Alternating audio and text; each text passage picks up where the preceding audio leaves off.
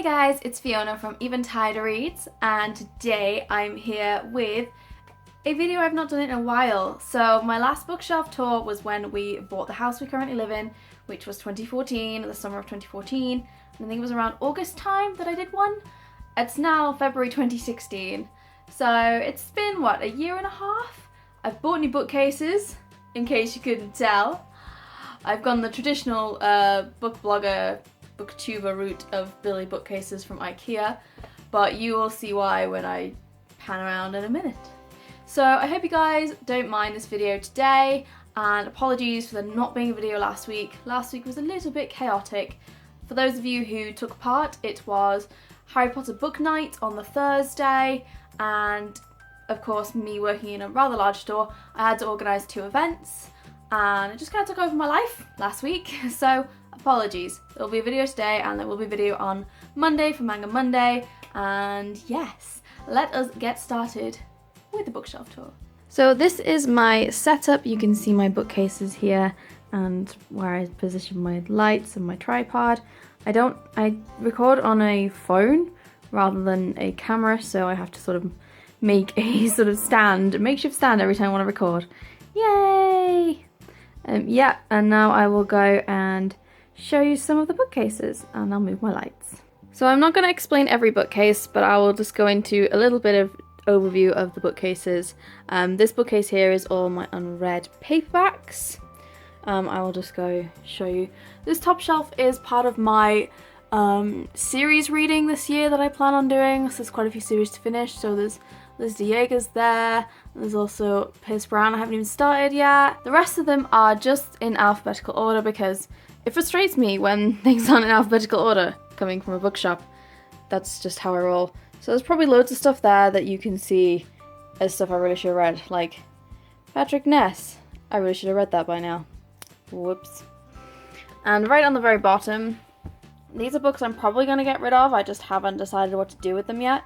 Some of them will go to World Book Day related things, some of them will go to book club. It just depends on what happens really. And I still have a lot of black ice wristbands that I'm going to give away in World Book Day stuff this year. My second bookcase is not quite as full. So basically what happened is these 2 bookcases were actually in one bookcase over there. I had an old bookcase that was basically falling down, and I'd rammed every single book onto like every single shelf, just like this, and the shelves were actually breaking. So I bought a new bookcase and decided to go through my books and try and get rid of some and respace. So this is what has happened basically, and I've just noticed I've forgotten one of my figurines up there. Oh, that's better. There we go. Yeah. So yes, the top 2 shelves don't actually have books on. They just have all my figurines and my cameras, because I love film cameras. They are so awesome. I don't get a chance to use them very often now. So these have to sit really high up because otherwise my cats will knock them off.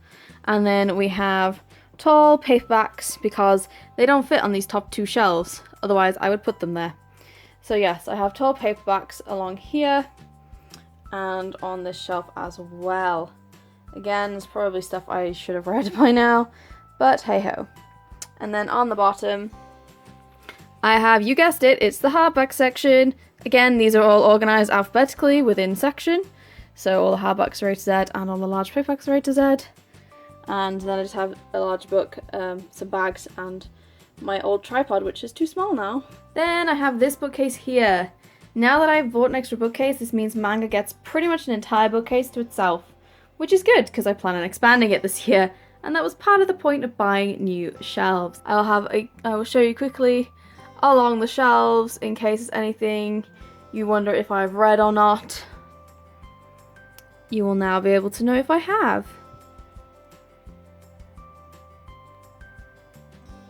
I'm not going to do this for like every shelf, it's just for my manga.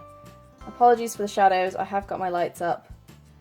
You notice here there's a big gap for Nisekoi. I might have been buying some more volumes, just maybe. And there's also a gap here. My first 2 Sailor Moon volumes are on loan, so I've left a gap for them for when they come back. Yes, I'm like that. That's just how I am. And on this last shelf, because it wasn't really full, I've got the remainders of my anime figurines. You can probably guess. I like Mermaid Melody, Pitchy Pitchy Pitch. And Neon Genesis. Shinji keeps falling over. My cat keeps like reaching up and whacking Shinji off. Shinji off. And then I got a couple of bits and pieces, some clamp ones, and then I've got my Tsubasa volumes, a couple of volumes there, and my graphic novels just on the end. I do again plan on extending those this year, so that should be good fun. Bottom shelf is just filled with a bit of gumph really. There's some Simon's Cat, there's some film art books. Tangled and How to Train Your Dragon are some of my favourite films. I've got the Cat Returns art book, 2 of the original Sailor Moon art books. Unfortunately, both are damaged. I have a clamp art book and an anime and game characters, which is battles and action moves, which sometimes is still very useful. I then have the box that my Dumpling book came in, and some Dungeons and Dragons, which belongs to Kieran. And these are my new shelves. So, I bought 2 Billy bookcases from IKEA to replace one bookcase that used to be here. But as you can see, there's a massive height difference between my Argos ones and IKEA. And all my hardbacks can now actually stand up, and they look beautiful. So I'm gonna put some music on in the background and I will show you the books on my shelf.